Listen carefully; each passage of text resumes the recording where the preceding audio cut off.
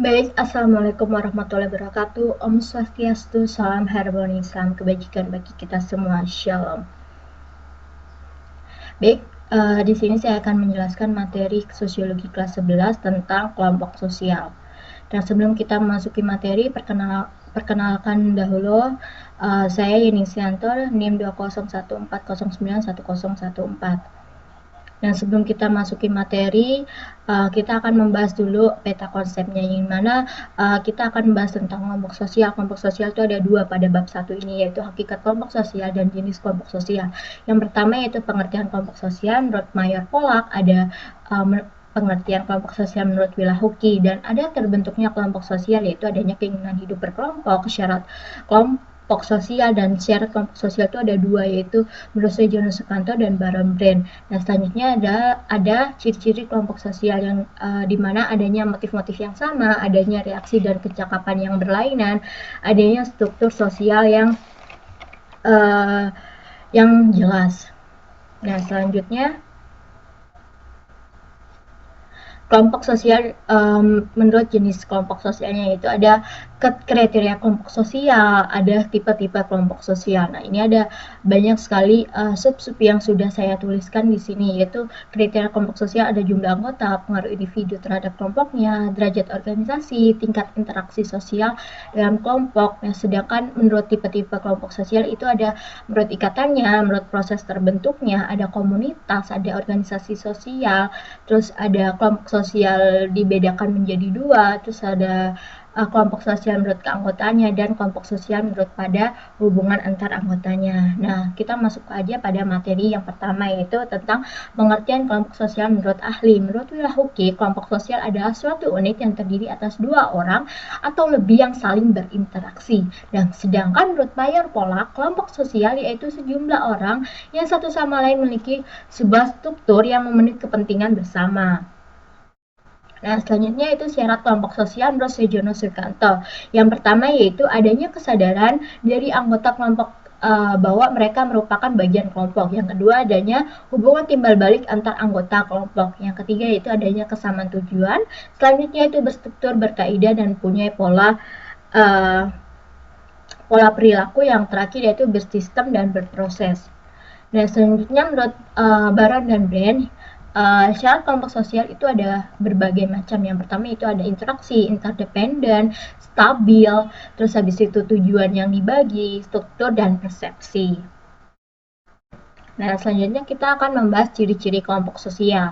Nah, ciri-ciri kelompok sosial itu ada tiga. Yang pertama itu adanya motif-motif yang sama, adanya reaksi atau kecakapan yang berlainan, terus yang ketiga adanya struktur sosial yang jelas. Nah, selanjutnya yaitu kita akan membahas tentang kelompok sosial menurut proses terbentuknya. Kelompok sosial itu dibagi menjadi dua menurut proses terbentuknya, yaitu kelompok semu. Yang pertama itu kelompok semu. Kelompok semu merupakan kelompok orang-orang yang bersifat sementara. Kelompok sosial ini tidak memiliki struktur atau ikatan kesadaran atau aturan. Nah, biasanya kelompok semu ini terjadi secara spontan dan tiba-tiba. Nah, kelompok semu ini dibagi menjadi tiga. Yang pertama yaitu kerumunan, yang kedua massa, dan yang terakhir yaitu publik. Nah, selanjutnya itu kelompok nyata. Kelompok nyata. Kelompok sosial yang nyata mempunyai berbagai bentuk, tetapi ada satu ciri yang sama, yaitu kehadiran yang bersifat tetap. Hampir pada semua kelompok sosial yang terjadi di masyarakat merupakan kelompok nyata. Nah, bentuk-bentuk kelompok nyata itu ada empat. Yang pertama itu kelompok statistik, kelompok kemasyarakatan, kelompok sosial, dan kelompok asosiasi. Nah, selanjutnya kita akan membahas kelompok sosial menurut ikatannya. Kelompok sosial ini didasarkan atas keeratan ikatan antar anggotanya. Friedrich Thomas dalam Sergio Kanto membagi kelompok ini menjadi dua, yaitu Gemeinschaft dan Gesellschaft. Yang dimana kelompok ini oleh di kuno kemudian dikenalkan sebagai istilah paguyuban dan patembayan. Nah, paguyuban sendiri yaitu bentuk kehidupan bersama di mana anggota-anggotanya diikat oleh hubungan batin yang murni dan bersifat alamiah serta kekal. Contohnya saja yaitu paguyuban karena ikatan darah, paguyuban karena tempat tinggal, atau paguyuban karena jiwa dan pikiran. Nah, selanjutnya itu patembayan atau gesokaf, yang dimana patembayan merupakan kelompok sosial yang terbentuk atas dasar kepentingan tertentu. Seseorang akan menjadi anggota patembayan itu tentu memperhitungkan untung ruginya. Salah satu contohnya itu perusahaan, perkumpulan PKK, dan lain sebagainya. Nah, selanjutnya itu komunitas. Komunitas merupakan kelompok sosial yang dibatasi oleh wilayah geografis yang jelas. Komunitas ini sering dinamakan dengan istilah masyarakat setempat. Dasar dalam suatu komunitas yaitu batas wilayah dan kesadaran berkelompok.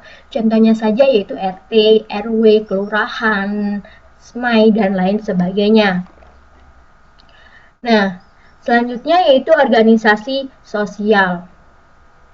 Nah, organisasi sosial adalah suatu kesatuan orang-orang dengan struktur dan pembagian kerja yang jelas sebagai akibat hubungan sosial yang terjadi dalam masyarakat.